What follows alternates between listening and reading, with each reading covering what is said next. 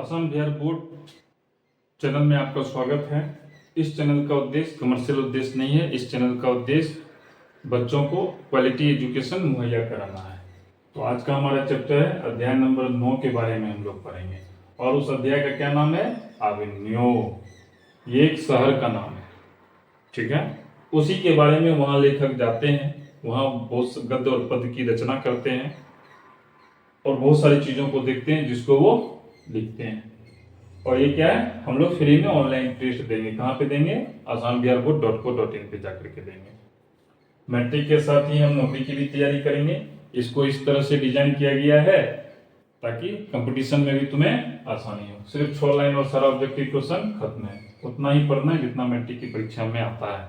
बाकी हमें वह पढ़ना है जो हमें कंपटीशन नौकरी में काम आएगा। और ये देखो, ये उस बुक की कवर फोटो है जो कि मैंने इंटरनेट की सहायता से निकाला है। लेखक का क्या नाम है? अशोक वाजपेयी। क्या नाम है? अशोक वाजपेयी। यह मुख्यतः वस्तुनिष्ठ प्रश्न को ध्यान में रख करके बनाया गया है। तो चलो बिना किसी बकवास का हम क्या करते हैं, शुरू करते हैं। देखते हैं हमारे लिए क्या है।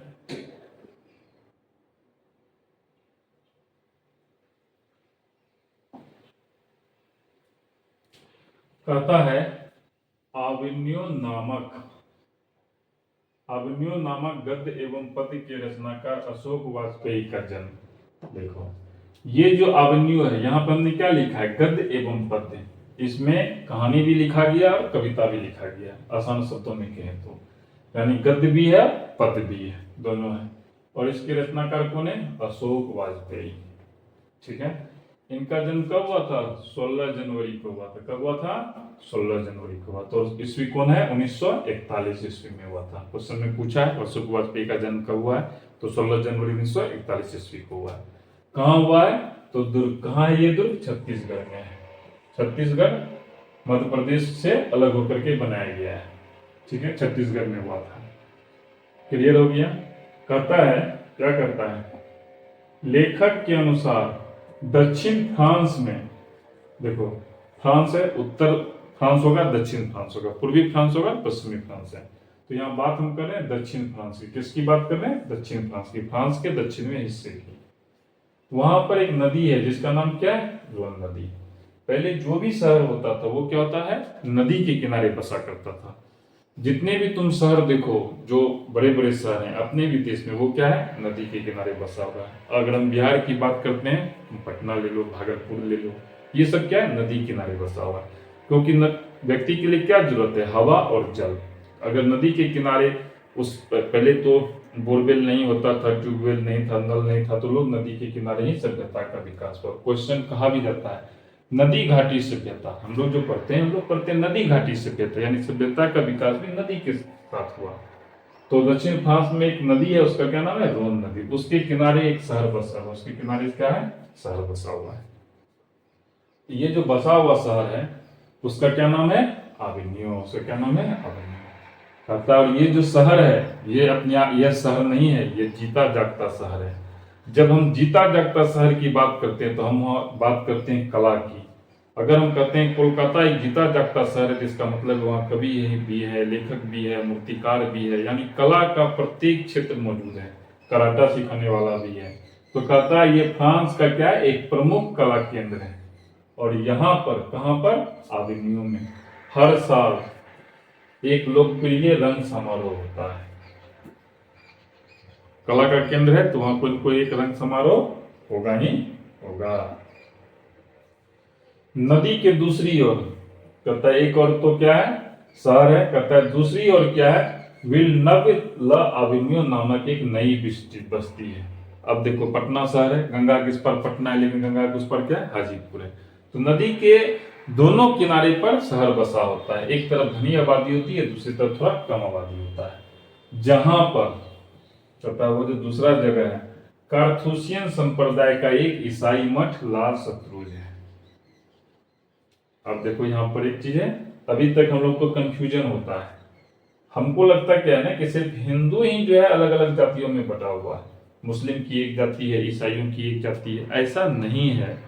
प्रत्येक धर्म कई संप्रदायों में बटा हुआ है। उसी तरह से जनरली ईसाई में कैथोलिक है, प्रोटेस्टेंट है, ठीक है। तो वहां पर ईसाई में ही एक संप्रदाय है, उसका क्या नाम है? कार्थुसियन संप्रदाय। क्या नाम है उसका? कार्थुसियन संप्रदाय। कहता है उसी संप्रदाय का एक ईसाई मठ है और उसका क्या नाम है? ला सत्रुज। क्या नाम है? ला सत्रुज।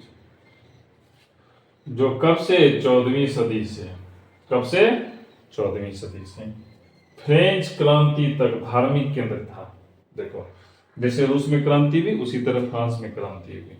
ठीक है, तो कहता है जो फ्रांस की क्रांति है, जो कि जिसको हम लोग फ्रेंच क्रांति कहते हैं, 14वीं सदी से फ्रांस क्रांति तक वो क्या था? धार्मिक केंद्र था। वहां क्या होता था? धर्म की बातें होती थी। ठीक है, क्लियर हो गया? आगे बढ़ते हैं। कहता है लेखक, लेखक बोले तो अशोक वाजपेयी। लेखक बोले तो अशोक वाजपेयी। कहता है लेखक वहां अपने साथ हिंदी का टाइपराइटर, देखो अभी जो है ना कंप्यूटर पे कीबोर्ड होता है टाइप करने के लिए, पहले टाइपराइटर हुआ करता था, तो वो अपने साथ क्या ले गए थे? हिंदी का टाइपराइटर ले गए थे। 3-4 पुस्तक ले गए थे। लेखक थे ना, तो किताब हमेशा साथ ले जाएंगे। और संगीत के टेप्स, अशोक वाजपेयी क्या थे? रंगीन आदमी थे, वो संगीत के टेप्स लेकर के गए थे गाना सुनने के लिए। लेखक आदमी थे तो कुछ करेंगे ही। कहता है वहां उन्होंने 19 दिनों में, वहां वो कितने दिन रहे थे? वहां वो 19 दिन रहे थे। वहां वो कितने दिन रहे थे? वहां वो 19 दिन रहे थे। 19 दिनों में उन्होंने 35 कविताएं, टोटल कितनी कविताएं पूछेगा क्वेश्चन में, ठीक है? 35 कविताएं और 27 गद्य। कविता की संख्या ज्यादा थी, उसकी संख्या टोटल कितनी थी? 35, और गद्य की संख्या कितनी है? 27। लेखक कहते हैं कि पिकासो, वेरी गुड, पिकासो, हम लोग इसको बात किया करते हैं कि विख्यात कृति का शीर्षक है। कहता है पिकासो है, उसकी विख्यात कृति का क्या है? द ला मादामोजेल दाबनियो। क्वेश्चन पूछेगा पिकासो की विख्यात कृति का क्या नाम है? ला मादामोजेल दाबनियो। पिकासो के बारे में हम लोग बाद में बात करेंगे, जब हम लोग सब्जेक्टिव क्वेश्चन पढ़ेंगे। अभी हम लोग इतना ही रहने देते हैं, ठीक है? तो समाप्त हो गया। अब हम लोग क्वेश्चन की ओर बढ़ते हैं, देखते हैं क्वेश्चन में क्या सब है।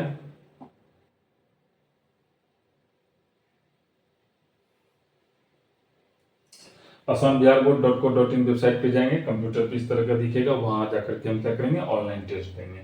तो तुम लोग भी जाओ वहां ऑनलाइन टेस्ट को दो, और लैपटॉप में तुमको इस तरह का दिखेगा। तो जो वहां टेस्ट है उसी के क्वेश्चन को हम यहाँ पीपीटी पे देखते हैं। चलो देखते हैं, 49 नंबर स्लाइड है, देखते हैं क्वेश्चन क्या है। क्वेश्चन है, अब तुम लोग यहाँ फोकस करो जहां पर वो क्वेश्चन है, थोड़ा लोग क्वेश्चन की ओर चले जाओ और वहां से देखो क्वेश्चन क्या है। क्वेश्चन है लेखक अभिनयो क्या साथ लेकर गए थे? कुर्सी, पुस्तक, टाइपराइटर और टेप्स। तो हमने क्या लिखा था? लेखक वहां अपने साथ टाइपराइटर, कुछ किताबें और संगीत के कुछ टेप्स लेके गए थे। तो टाइपराइटर भी हो गया, पुस्तक भी हो गया और टेप्स भी हो गया। तो क्या आंसर हो जाएगा? 2 नंबर। क्या आंसर हो जाएगा? 2 नंबर। आगे बढ़ते हैं, देखते हैं क्या है सवाल। ला सत्रुज क्या था? एक ईसाई मठ था। किस संप्रदाय का? कार्थुसियन संप्रदाय का। तो क्या आंसर हो जाएगा? 4 नंबर, ईसाई मठ। क्या आंसर हो जाएगा? 4 नंबर, ईसाई मठ। आगे बढ़ते हैं, क्वेश्चन है अभिन्यो क्या है? ईसाई मठ, मस्जिद, मंदिर, गुरुद्वारा। देखो अभिन्यो एक शहर है, ठीक है, लेकिन वहां पर एक ईसाई मठ है जिसका नाम क्या है? ला सत्रुज। बहुत बार क्या होता है, हम ये से क्वेश्चन ही गलत है, लेकिन बहुत बार हम बेस्ट ऑप्शन चूज करते हैं। तो क्या आंसर हो जाएगा? ईसाई मठ, क्योंकि इस पूरे जो चैप्टर है उसमें ना मस्जिद की बात है, ना मंदिर की बात है और ना गुरुद्वारा की बात है। तो क्या आंसर हो जाएगा? ईसाई मठ। क्या आंसर हो जाएगा? ईसाई मठ। आगे बढ़ते हैं, क्वेश्चन है पिकासो की विख्यात कृति का क्या नाम है? मादामोजेल दाबनियो। सबसे लास्ट लाइन थी, पिकासो की विख्यात कृति का नाम है ला मादामोजेल दा अभिन्यो। क्या आंसर हो जाएगा? 3 नंबर। क्या आंसर हो जाएगा? 3 नंबर। आगे बढ़ते हैं, देखते हैं क्या है। अशोक वाजपेयी का जन्म कब हुआ था? 16 जनवरी 1941 ईस्वी को। कब हुआ था? 16 जनवरी 1941 ईस्वी को हुआ था। 1 नंबर आंसर हो जाएगा। आगे बढ़ते हैं, क्वेश्चन है विलनब क्या है? एक शहर, एक छोटा सा गांव, एक नदी, एक झील। वो एक छोटा सा बस्ती है। क्या है? एक छोटा सा बस्ती है। लगता है हम लोग आगे बढ़ गए, पीछे की ओर चलते हैं। क्या हो जाएगा? 2 नंबर, एक छोटा सा गांव। क्या है? एक छोटा सा गांव। वहां रोन नदी के दूसरी ओर था ना, एक नदी है रोन, उसके दूसरी ओर एक बस्ती है जिसका नाम है विल्लविता एवेन्यू। ठीक है, आगे बढ़ते हैं, देखते हैं क्या है। एवेन्यू किस नदी पर स्थित है? एवेन्यू किस नदी पर स्थित है? रोन नदी पर। किस पर है? रोन नदी पर। आंसर क्या हो जाएगा? 1 नंबर। क्लियर हो गया? आगे बढ़ते हैं, देखते हैं क्या है क्वेश्चन। रोहन नदी के किनारे बसे शहर का नाम है लंदन, लाहौर, एवेन्यू, लखनऊ। एक ही क्वेश्चन है, उसको दूसरे रूप में पूछा गया है। तो क्या हो जाएगा? एवेन्यू। क्या हो जाएगा? एवेन्यू। 3 नंबर। क्या हो जाएगा आंसर? 3 number, Avenue. आगे बढ़ते हैं, देखते हैं क्या है। प्रत्येक वर्ष एवेन्यू में कैसा समारोह आयोजित होता है? रंग समारोह, धार्मिक, विश्व कप, राष्ट्रमंडल खेल। रंग समारोह। और ये फ्रांस का क्या है? प्रमुख कला केंद्र है। तो क्या आंसर हो जाएगा? रंग समारोह। क्लियर हो गया? आगे बढ़ते हैं। फ्रांस फ्रांस का प्रमुख कला केंद्र रहा है एफिल टावर, एवेन्यू, दोनों इनमें से कोई नहीं। एवेन्यू। क्या आंसर हो जाएगा? एवेन्यू। देखो एफिल टावर का हम चर्चा भी नहीं किए हैं इसमें, ठीक है, इसलिए कंफ्यूजन में मत जाना। क्वेश्चन, एवेन्यू किस देश में है? रूस, फ्रांस, जर्मनी, स्विट्जरलैंड। तो क्या आंसर हो जाएगा? 2 नंबर, फ्रांस। क्या आंसर हो जाएगा? 2 नंबर, फ्रांस। कविता नहीं है एवेन्यू, स्वदेशी, हमारी नींद, भारत माता। देखो एवेन्यू जो है दोनों है, गद्य भी है और पद भी है, दोनों है। तो यहाँ कविता देखा जाए तो यहाँ क्या हो जाएगा? स्वदेशी। स्वदेशी कविता है, हमारी नींद, भारत माता, ये तीनों कविता है, एवेन्यू कविता नहीं है। तो क्या आंसर हो जाएगा? एवेन्यू। आगे बढ़ते हैं, देखते हैं क्या है। एवेन्यू में 19 दिनों के प्रवास के दौरान लेखक ने कितने गद्य की रचना की? 27, 28, 29, 30। 35 पद्य था और 27 गद्य था। आंसर हो जाएगा 1 नंबर। क्या आंसर हो जाएगा? 1 नंबर। आगे बढ़ते हैं, देखते हैं क्या सवाल। ला मदामोजेल द एवेन्यू किसकी कृति है? पिकासो की। किसकी कृति है? पिकासो की। 2 नंबर। क्लियर हो गया? अब आगे बढ़ते हैं। ला शत्रुस का धार्मिक उपयोग कब से कब तक होते रहा? 14वीं सदी से फ्रेंच क्रांति तक ला शत्रुस का क्या था? धार्मिक उपयोग हो रहा था। क्या आंसर हो जाएगा? चौथा नंबर आंसर हो जाएगा। आगे बढ़ते हैं, देखते हैं नेक्स्ट सवाल क्या है। विल्नब और एवेन्यू के बीच कौन नदी है? रोन नदी। कौन सा नदी है? रोन नदी। तो आंसर हो जाएगा 1 नंबर। आगे बढ़ते हैं, अब हम लोग दूसरा चैप्टर में चले गए हैं और उस चैप्टर का क्या नाम है? मछली। और ये क्या है? अध्याय 10। ये कहानी है, इसके बारे में हम लोग पढ़ेंगे। 9 लाइन में सारा ऑब्जेक्टिव क्वेश्चन खत्म है। मैट्रिक के साथ हम लोग नौकरी की भी तैयारी करेंगे। तो इस वीडियो में इतना ही। अब हम लोग अगले वीडियो में इसको देखते हैं। तो ईश्वर तुम लोग को सफलता प्रदान करे। चैनल को लाइक और सब्सक्राइब करो। धन्यवाद।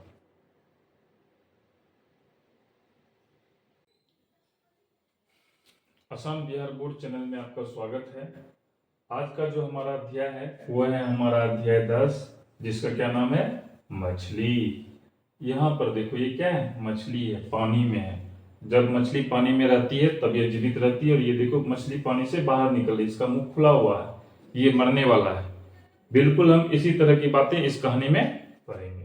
सिर्फ 9 लाइन है और सारा ऑब्जेक्टिव क्वेश्चन क्या है? खत्म है। 9 लाइन में ही मैंने सारा ऑब्जेक्टिव क्वेश्चन को खत्म कर दिया है। मैट्रिक के साथ करें नौकरी की तैयारी। मैं सारा चीज जो डिजाइन कर रहा हूँ वो इस तरह से कर रहा हूँ कि वो तो तुम्हें बोर्ड की परीक्षा में तो काम आएगा ही आएगा, इसके साथ वो सारा का सारा तुम्हें कंपटीशन में भी काम आएगा। मैं इस तरह से हर चीजों को डिजाइन कर रहा हूँ। और यह मुख्यतः क्या है? वस्तुनिष्ठ प्रश्नों को ध्यान में रख करके बनाया गया है। यहाँ है वस्तुनिष्ठ प्रश्नों को ध्यान में रख करके बनाया गया है, यही है। तो अब हम लोग सबसे पहले क्या करेंगे? थ्योरी पढ़ेंगे, उसके बाद हम क्वेश्चन को बनाएंगे और उसके बाद asambiharboard.co.in पे जाकर के टेस्ट देंगे। और जितना भी ऑब्जेक्टिव क्वेश्चन है वो सारा का सारा क्या होगा? इसके अंदर ही समा जाएगा। तो चलो हम लोग बिना किसी देरी का शुरुआत करते हैं। देखते हैं हमारे लिए क्या है। गुड। अब ये थ्योरी आ गया है, इससे ज्यादा बाहर नहीं पूछता है और इससे ज्यादा पूछेगा भी नहीं। हम इसको क्या करेंगे? एक एक चीज करके इसको पढ़ेंगे। तो चलो पढ़ते हैं। पहला क्या है? पेड़ पर कमरा। क्या है? पेड़ पर कमरा कहानी संग्रह महाविद्यालय से ली गई मनोवैज्ञानिक कहानी मछली। इंदिरा गांधी कृषि विश्वविद्यालय में एसोसिएट प्रोफेसर विनोद कुमार शुक्ल का जन्म 1 जनवरी 1937 ईस्वी को राजनांदगांव छत्तीसगढ़ में हुआ था। छत्तीसगढ़ में 2 लेखक का जन्म हुआ है। एक का दुर्ग छत्तीसगढ़ में हुआ था, तुम लोग कमेंट सेक्शन में लिखना कहाँ हुआ था। इसके पहले वाला जो चैप्टर है उसमें है, और दूसरा छत्तीसगढ़ में हुआ है। एक दूसरा गांव का नाम है राजनांदगांव, वहां हुआ है।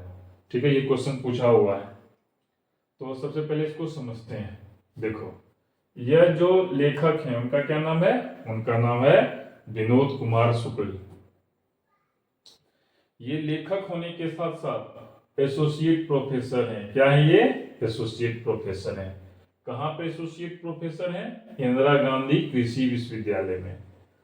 देखो, अपने यहाँ भी बहुत सारे कृषि विश्वविद्यालय है। समस्तीपुर में जो पूसा का है वहाँ बहुत बड़ा कृषि विश्वविद्यालय है, वहाँ मुझे जाने का मौका मिला है। वहाँ क्या है? कृषि में अनुसंधान होते हैं, उसी का बहुत सारा कॉलेज है।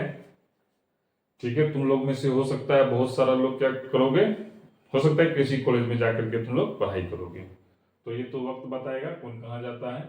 फिलहाल हम लोग यहाँ देखते हैं। तो ये क्लियर हो गया ये कौन है। और ये जो व्यक्ति हैं जिनका नाम क्या है? विनोद कुमार शुक्ल। इन्होंने एक कहानी लिखी है जो कि इसमें तुमको पढ़ना है, और उसका क्या नाम है? मछली। और ये कौन सी कहानी है? मनोवैज्ञानिक। ये बाल मनोविज्ञान पे आधारित है। बच्चा है, उसके मन में बहुत सारा क्वेश्चन उठता है और वो कुछ काम करता है। तो ये एक बाल मनोवैज्ञानिक कहानी है। और ये कहानी कहाँ से ली गई है? महाविद्यालय से ली गई है। देखो, एसोसिएट प्रोफेसर है, कहाँ है? विश्वविद्यालय में, इसलिए महाविद्यालय की बात की। ठीक है, और ये महाविद्यालय क्या? एक कहानी संग्रह है। इसके अलावा उन्होंने बहुत सारी बुक लिखी है। एक बुक जो है पेड़ पर कमरा, इसे क्वेश्चन पूछा है इसलिए मैं इसको लिख दिया हूँ। इनका जन्म हुआ है, कहाँ हुआ है? राजनांदगांव में हुआ है, जो कहाँ पे है? छत्तीसगढ़ में। और कब हुआ है? तो 1 जनवरी 1937 ईस्वी को हुआ है। क्लियर हो गया। इसी में पूछता है पेड़ पर कमरा के लेखक कौन है। ये जो कहानी है मछली, वो कहाँ से ली गई है? ठीक है, महाविद्यालय क्या है, इसके लेखक कौन है, उनका जन्म कहाँ हुआ है, और वो क्या चीज है? तो एसोसिएट प्रोफेसर। इस तरह से पूछेगा, हम लोग इसको आगे देखेंगे। तो देखो, ये कहानी में क्या है, कहता है ये जो प्रस्तुत कहानी है, पहला बात ध्यान रखो, मछली क्या है? एक कहानी है। यह निम्न मध्य वर्गीय परिवार की है। ये किसकी कहानी है? निम्न मध्य वर्गीय परिवार की कहानी है। अब यहाँ पे ध्यान देने वाला है, उच्च वर्ग होता है, मध्य वर्ग होता है और निम्न वर्ग होता है। अब यहाँ पे क्या है? मध्य में भी उच्च है, मध्य और निम्न है। मध्य वर्गीय परिवार का जो सबसे निचला हिस्सा है वो इस परिवार से की कहानी है, जिसमें कहानी है तब पात्र होगा। ठीक है, जिसमें पात्र के पिता, जो इस कहानी का हीरो है, उसके पिता सिर्फ पिता और कोई नहीं, मछली और गोश्त के शौकीन थे। देखो, ये जो कहानी है मछली, इसका जो हीरो है तो मछली है। मछली खाता कौन है? तो उसके पिता, सिर्फ पिता और कोई नहीं। वो क्या है? मछली और गोश्त के क्या थे? शौकीन थे। मछली और मांस, गोश्त बोले तो मांस। अब वो मांस और मछली के प्रेमी थे, तो ऑब्वियस बात है वो मांस और मछली घर में बनवाया करेंगे। तो एक दिन उनके पिता को इच्छा हो गई मछली खाने का, तो वो क्या किए, पात्र के पिताजी ने क्या किया, 3 मछली खरीदी। कितनी मछली खरीदी? 3 मछली खरीदी। 3 मछली खरीदी, याद रखना, 3 कितना? 3 कितना? 3 मछली खरीदी, जिसमें से एक उसी वक्त मर गई थी। एक मछली जो थी उसका काम उसी समय तमाम हो गया था, वो उसी समय मर गई थी। हम लोग क्या करते हैं, जब हम लोग मछली खरीदने जाते हैं तो हम क्या करते हैं, ताजा मछली खरीदने का कोशिश करते हैं। इसलिए तुम देखना, जब तुम मछली खरीदने के लिए जाओगे तो जो मछली विक्रेता होता है वो हमेशा पानी में इस तरह से करते रहता है। क्यों इस तरह से करता है? क्योंकि जब पानी में हलचल होता है तो ऑक्सीजन बनता है, इसलिए वो इस तरह से करता है। और मछली को जीने के लिए पानी में ऑक्सीजन की आवश्यकता है। तो कहता है एक मछली उसी वक्त मर गई थी। इसको हम लोग बायोलॉजी में पढ़ेंगे, जो बात अभी बताए। बाकी बचा 2, बाकी बचा 2। पात्र शौकीन था, पात्र के पिताजी मछली खरीदे, उसमें से 3 मछली खरीदी, एक उसी समय मर गया, बाकी बचा 2।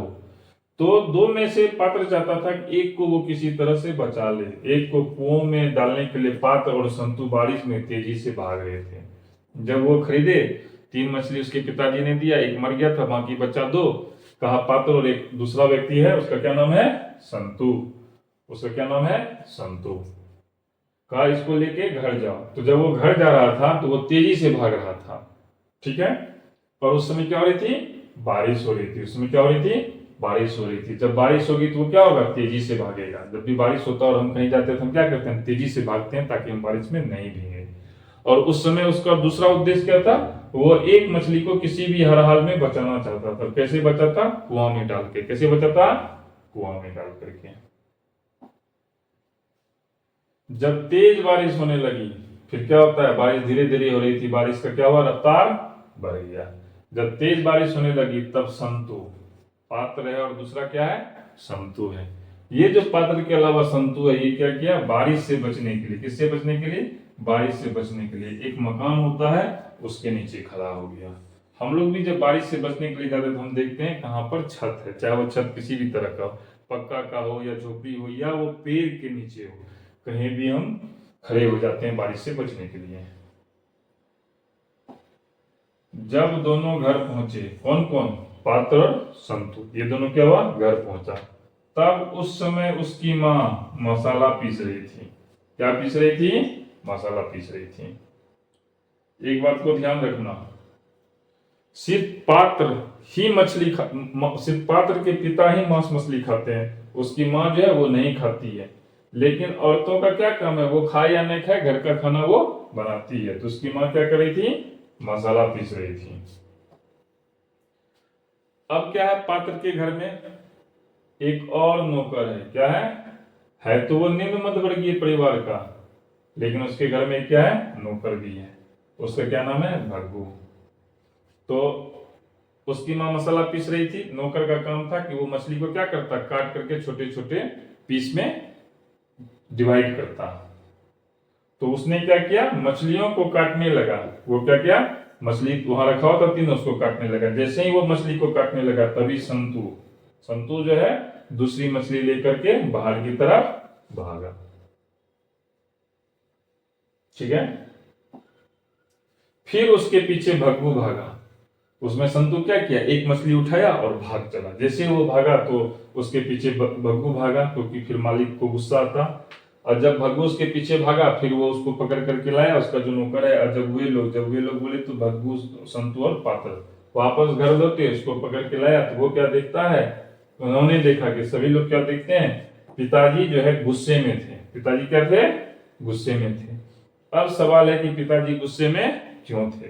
पिताजी गुस्से में थे और पिताजी भग्गू को कहते हैं, ये जो भग्गू नौकर है, अगर नरेन घर में घुसा, एक तीसरा व्यक्ति यहाँ पिक्चर में आता है, उसका क्या नाम है? नरेन। वो कहते हैं कि अगर नरेन घर में घुसता है तो उसके हाथ पैर को क्या करना? तोड़ देना। ठीक है। यहाँ पर उसकी एक पात्र और है, दीदी है, जो उसका है, उसी से मिलने के लिए नरेन आया था। उसी के बारे में वो बोल रहे हैं, अगर नरेन घर में घुसता है तो उसके हाथ पर क्या करना? तोड़ देना। कहानी यहीं पे खत्म है। अब हम लोग क्या करते हैं? सवाल बनाते हैं। क्या बनाते हैं? सवाल बनाते हैं। सवाल बनाने से पहले हम क्या करेंगे? हम देखते हैं, जब तुम लैपटॉप पे asambiharboard.co.in लिखोगे तो इस तरह का खुलेगा, वहां पे जाकर के तुम लोग टेस्ट दो। जब तक तुम टेस्ट नहीं दोगे तुम्हारी तैयारी पूरी नहीं होगी। लैपटॉप में इस तरह का दिखेगा और मोबाइल में इस तरह का दिखेगा। ठीक है। अब हम लोग आगे बढ़ते हैं। अब हम लोग क्या करेंगे? सवाल बनाएंगे। हम लोग क्या करते हैं? सवाल बनाएंगे। चैनल का क्या नाम है? आसाम बिहार बोर्ड है। इसको सब्सक्राइब करो, लाइक करो। इस चैनल का उद्देश्य कमर्शियल उद्देश्य नहीं है, बच्चों को अच्छी शिक्षा प्रदान करना है। तो देखते हैं क्वेश्चन क्या है। सबसे पहला क्वेश्चन, मछली किस प्रकार की कहानी है? तो लिखा हुआ था मनोवैज्ञानिक कहानी है। क्या है? मनोवैज्ञानिक कहानी है। क्या आंसर हो गया? 1 नंबर। क्या आंसर हो जाएगा? 1 नंबर, मनोवैज्ञानिक कहानी है। दूसरा सवाल की ओर बढ़ते हैं, देखते हैं क्या है। संतु मछली लेकर क्यों भागा? कौन मछली लेकर के भागा? संतु भागा। कुएं में डालने के लिए, बेचने के लिए, पकाने के लिए, काटने के लिए, कुएं में डालने के लिए वो तेजी से भाग रहा था। किस लिए? क्योंकि एक मछली को वो कुएं में डालता था और घर की ओर जा रहा था। जब मछली को काटने के लिए उसका जो नौकर है वो बैठा तो उसमें से मछली लेकर भागा। क्यों भागा था? कुएं में डालने के लिए। उसका उद्देश्य क्या था? हम अगर कुएं में मछली को डालते हैं तो मछली जीवित रहेगी, उसे वो बचाना चाहता था। तो क्या आंसर हो जाएगा? 1 नंबर, कुएं में डालने के लिए। अगला देखते हैं क्या है। मछली शीर्षक पाठ में खरीदी गई मछली में कितनी मछली जिंदा थी? देखो 3 मछली खरीदी थी और 1 मछली मर गई थी, तो कितना बचा? 3 में गया 1, बचा 2, तो 2 मछली क्या थी? जिंदा थी। Answer number 1 number 2। क्लियर हो गया? आगे देखते हैं क्या है। मछली शीर्षक कहानी के रचयिता हैं विनोद कुमार शुक्ल, रामविलास शर्मा, अशोक वाजपेयी, नलिन विलोचन शर्मा। तो क्या हो जाएगा? विनोद कुमार शुक्ल। क्यों? क्या हो जाएगा? विनोद कुमार शुक्ल। तो आंसर हो गया 1 नंबर। क्या हो गया? 1 नंबर। आगे बढ़ते हैं, देखते हैं क्या है क्वेश्चन। मछली लेकर कौन भाग गया था? मग्गू, संतू, बंतू और जग्गू। संतू मछली लेकर के भागा। तो क्या आंसर हो जाएगा? 2 नंबर। क्या आंसर हो जाएगा? 2 नंबर। अगला सवाल देखते हैं। मछली कहानी में किस वर्ग का चित्रण है? उच्च वर्गीय परिवार, निम्न वर्गीय परिवार, निम्न मध्य वर्गीय परिवार, मध्य वर्गीय परिवार। तो देखो इसमें हमने कहा था मध्य वर्गीय परिवार में जो निम्न है, तो निम्न मध्य वर्गीय परिवार। क्या आंसर हो जाएगा? 3 नंबर। क्या आंसर हो जाएगा? 3 नंबर। अगला सवाल देखते हैं।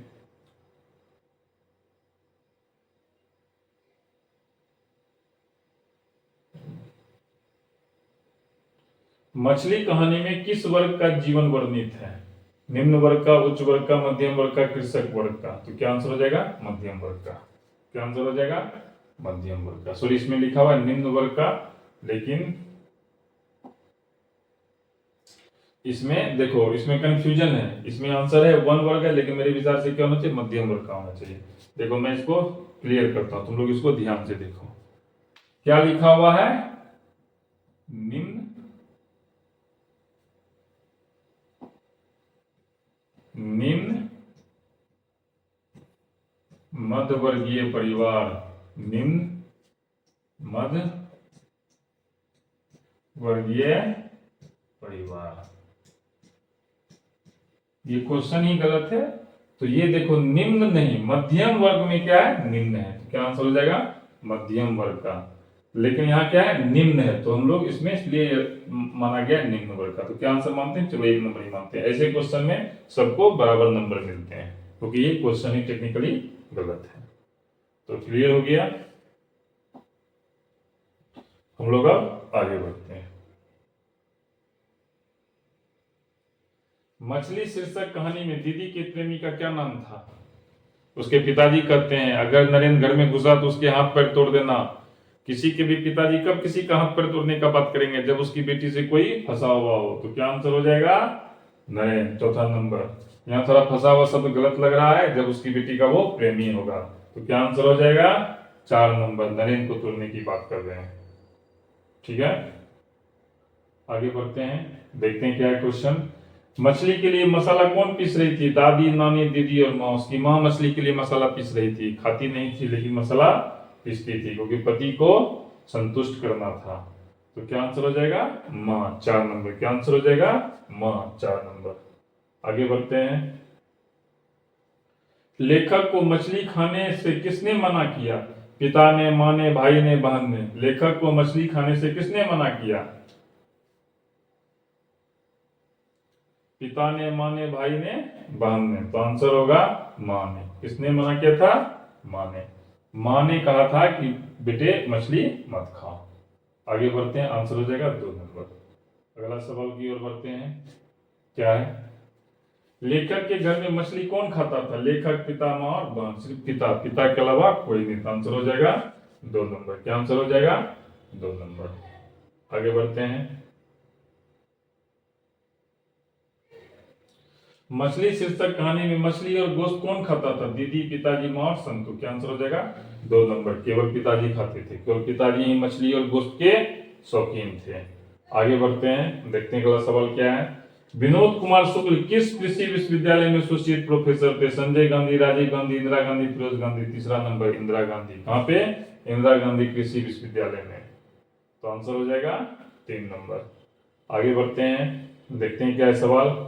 लेखक अपने पिता से क्या मांगना चाहता था? खिलौने, किताब, पैसे और मछली। वो चाहता था कि एक मछली मांग लेंगे जिसको वो कुआं में रखेगा। तो आंसर हो जाएगा 4। क्या हो जाएगा आंसर? 4 नंबर हो जाएगा मछली। ठीक है, आगे बढ़ते हैं, देखते हैं क्या है सवाल। लेखक के पिता ने कितनी मछलियां खरीदी? उसने 3 मछलियां खरीदी थी जिसमें से एक मर गई थी। तो आंसर हो जाएगा 3 नंबर का 3। Very good. आगे बढ़ते हैं, देखते हैं क्या है सवाल। पेड़ पर कमरा किसकी रचना है? विनोद कुमार शुक्ल, अशोक वाजपेयी, अमरकांत, यतीन्द्र मिश्र। क्या आंसर हो जाएगा? विनोद कुमार शुक्ल। क्या आंसर हो जाएगा? विनोद कुमार शुक्ल। ठीक है, आगे बढ़ते हैं। विनोद कुमार शुक्ला का जन्म कब हुआ था? 5 दिसंबर, 1 जनवरी, 8 जनवरी, 7 जनवरी। कब हुआ था उनका जन्म? तो आंसर हो जाएगा 2 नंबर, 1 जनवरी 1937 ईस्वी को। कहा? तो छत्तीसगढ़ में। कहा? तो छत्तीसगढ़ में। आगे बढ़ते हैं, मछली छीनने की कोशिश कौन कर रहा था? पिताजी, दीदी, मंगू और संतू। देखो, संतू मछली लेकर भागा और सीखने, 1 मिनट,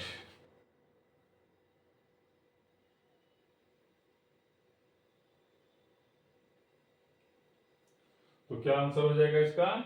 इसका आंसर हो जाएगा मग्गू। ठीक है, मग्गू जो कि नौकर था। संतू भागा, अगर ये क्वेश्चन पूछेगा मछली लेकर कौन भागा, तो आंसर क्या होगा? संतू। छीनने की कोशिश, अब जब संतू मछली लेकर के भागा तो मग्गू उससे छीनने का कोशिश किया। तो आंसर हो जाएगा 3 नंबर, मग्गू। अगला सवाल देखते हैं, मछली शीर्षक कहानी किस कहानी संकलन से ली गई है? पेड़ पर कमरा, महाविद्यालय, शहर, अब भी संभावना है, थोड़ी सी जगह। महाविद्यालय कहानी संग्रह से ये कहानी है। कई कहानियों के संग्रह को कहानी संग्रह कहते हैं।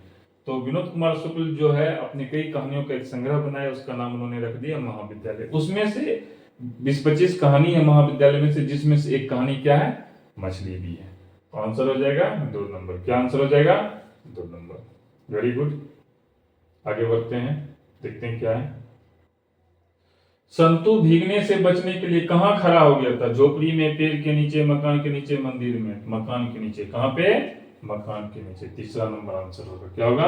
मकान के नीचे। अब खत्म हो गया, हम लोग जो मछली के बारे में पढ़े थे वो मछली अब खत्म हो गया। अब हम लोग अध्याय 11 में पढ़ेंगे। इस वीडियो में इतना ही रहने देते हैं, क्योंकि छोटा छोटा करके जब हम चीजों को पढ़ते हैं तो उसको जानना समझना आसान होता है।